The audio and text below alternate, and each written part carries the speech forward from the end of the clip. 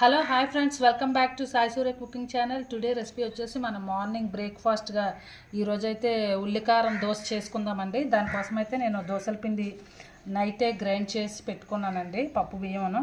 So దోశల పిండి రెడీగా పెట్టుకున్నాను. అలాగే అందులోకి మనం ఉల్లికారంకి ఒక 5 రెడ్ చిల్లీస్, ఎండుమిరపకాయలు హాట్ వాటర్ వేసి నానబెట్టుకోవాలండి. అలాగే ఒక 2 ఆనియన్స్ చిన్నవి, ఒక 2 వెల్లుల్లిపాయ పలుకులు, కొద్దిగా సాల్ట్, ఇవన్నీ కూడా ఇప్పుడు మనం ఈ ఐటమ్స్ని గ్రైండ్ లేదా మనం నూరుకుంటే ఇంకా టేస్టీగా ఉంటుంది కదండి. మనం ఇప్పుడు ఊర్లో ఉన్నాం కదా, సో ఇప్పుడు మనం దీన్ని సన్నికాల మీద వేసి నూరుకుందాం. ఓకేనండి, సన్నికాయలు అంతా కూడా కడిగేసుకున్నానండి నీట్గానే. సో ముందుగా మనం ఈ రెడ్ చిల్లీస్ వేసుకుందామండి. రెడ్ చిల్లీస్ అన్నీ ఇంటి మీద వేసుకొని మిక్సీ చేసుకుంటే ఇంకా మెత్తగా ఫైన్ పేస్ట్ అవుతుంది కదండి.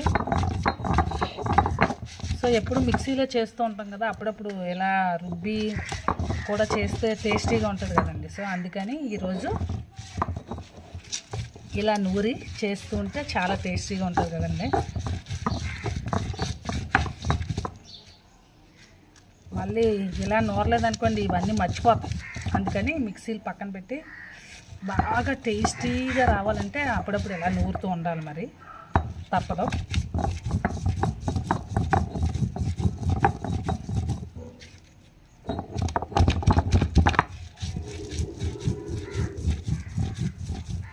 ఇప్పుడు ఆనియన్స్ కూడా వేసుకుందామండి. 3 వెల్లుల్లి పలుకులు, అలాగే ఈ ఆనియన్స్ కూడా, ఆనియన్స్ ఉప్పు అంతా కూడా వేసేసుకుందాం.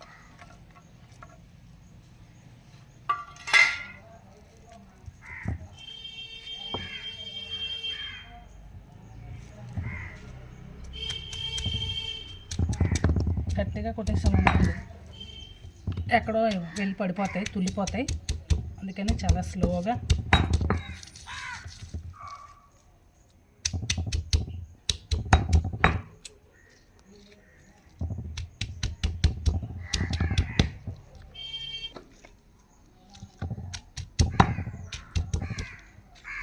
కొట్టకపోతే మనకి పైకి పక్కకి తుల్లిపోతాయి కదా.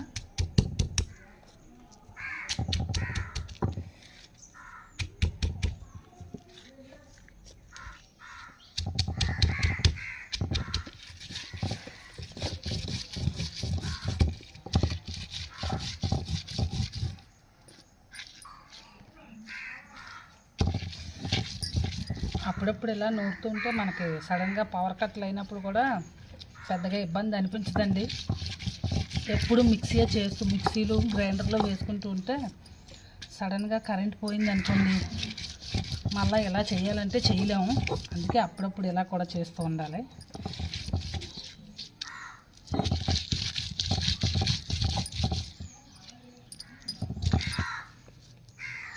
ఓకే,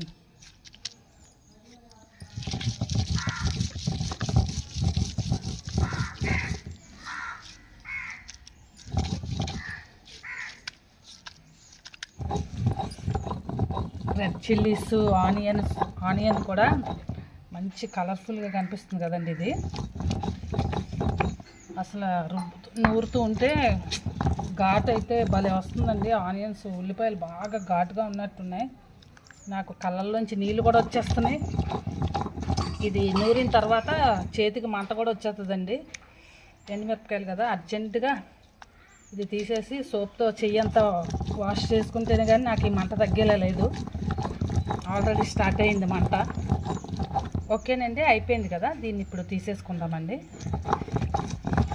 ఓకేనండి, పేస్ట్ అంతా కూడా నలిగిపోయింది కదా, దీన్ని ఇప్పుడు తీసుకుందామండి.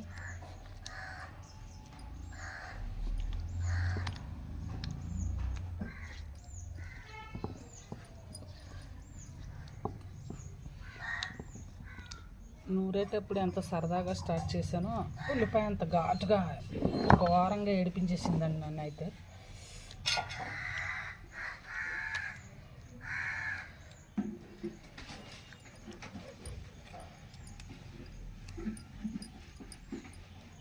ఓకేనండి, ముందుగా అయితే స్టవ్ వెలిగించి ఒక ప్యాన్ పెట్టుకుందామండి.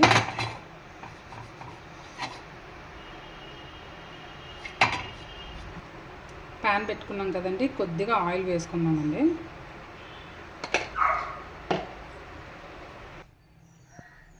ఓకే అండి, ప్యాన్ తీసేసిన తర్వాత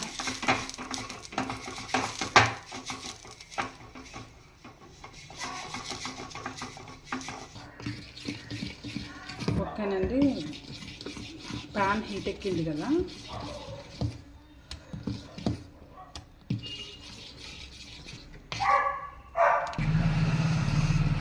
మా ఇంటి ముందు అయితే పెద్ద కుక్క ఉందండి. అది ఒకటే ఊరికి అరుస్తూనే ఉంది ఇందాక నుంచి.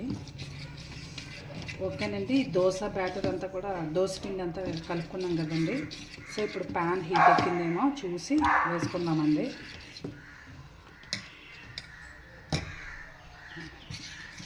ఓకేనండి, ప్యాన్ బాగా హీట్ ఎక్కింది కదా, సో ఇప్పుడు దోశను వేసుకుందామండి.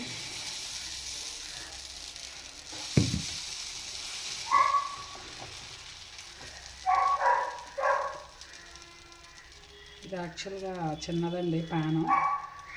సో పెద్దగా ఉంటే మనకి పెద్ద పెద్ద దోశలు వస్తే ఈజీగా అయిపోద్ది కదండి.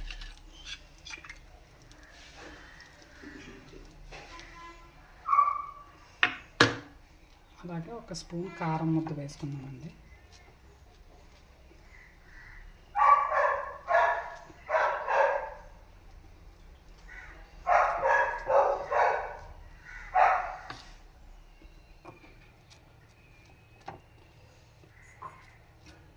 చాలా టేస్టీగా ఉంటుందండి కారం దోశ. ఇది మన పొడులు, పప్పు పొడులు దోశ.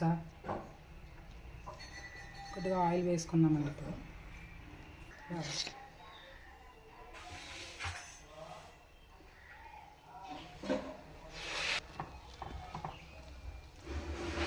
కారం దోశ, ఈ ఉల్లికారం దోశ కూడా అంతే ఎక్సలెంట్గా ఉంటుందండి. సో నెక్స్ట్ టైం మనం ఇంకో వీడియోలో మనం ఆ దోశను కూడా చేసి చూపిద్దామండి.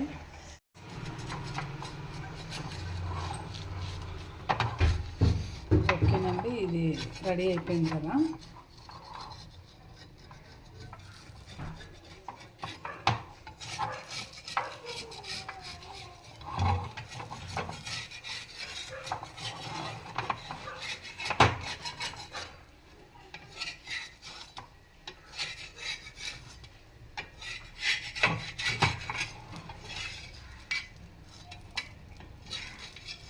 ఓకేనండి, ఈ దోశ అయితే మనకి రెడీ అయిపోయింది కదండి.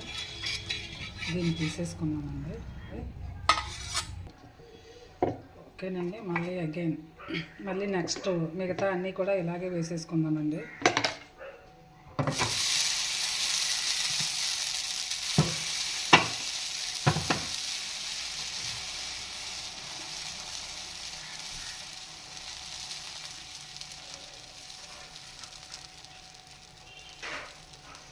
యాక్చువల్గా ప్యాన్ పెద్దగా ఉంటే దోశ కూడా మంచి అందంగా పెద్దగా వస్తుంది కదండి. ఈ ప్యాను కొంచెం అట్ల ప్యాను కొంచెం సైజ్ చిన్నది.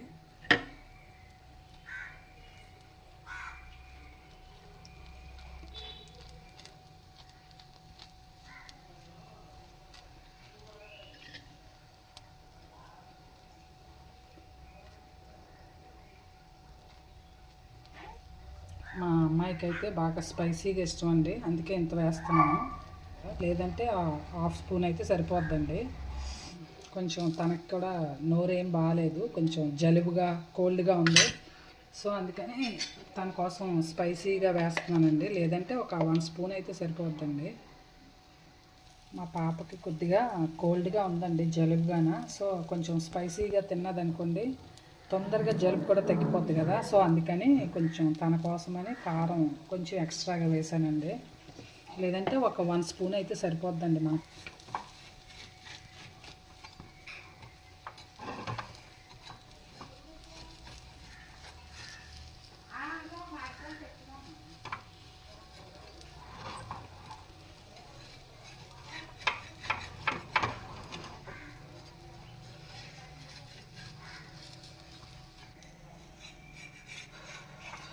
ఓకేనండి, ఈ దోశ కూడా రెడీ అయిపోయిందండి.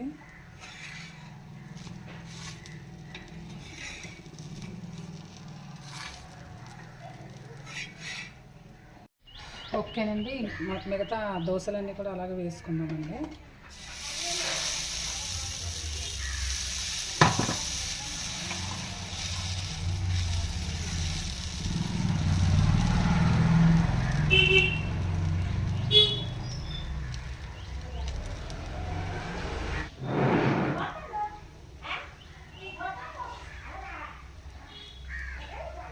వేసానండి కారం. అసలు యాక్చువల్గా ఫస్ట్ దోశలకి చెప్పాను కదండి, కొంచెం పిల్లలకి జలుబుగా ఉంది, సో స్పైసీగా తినాలనుకుంటారు కాబట్టి వాళ్ళకి కొంచెం ఎక్కువగా వేసానండి. కారం కొంచెం తగిలింది అనుకోండి, అదే నోటికి కొంచెం కారం ఎక్కువగా తగిలింది అనుకోండి, తొందరగా జలుబు తగ్గిపోద్ది. నేనైతే కొంచెం ఇలా లైట్గానే వేసుకుంటానండి. వాళ్ళకి కొంచెం జలుబుగా ఉందని ఎక్స్ట్రాగా వేసాను అనమాట.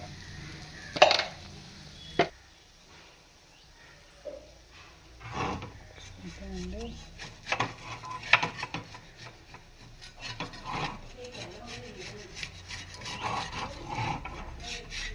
దోశలన్నీ కూడా ఇలాగే వేసుకుందామండి.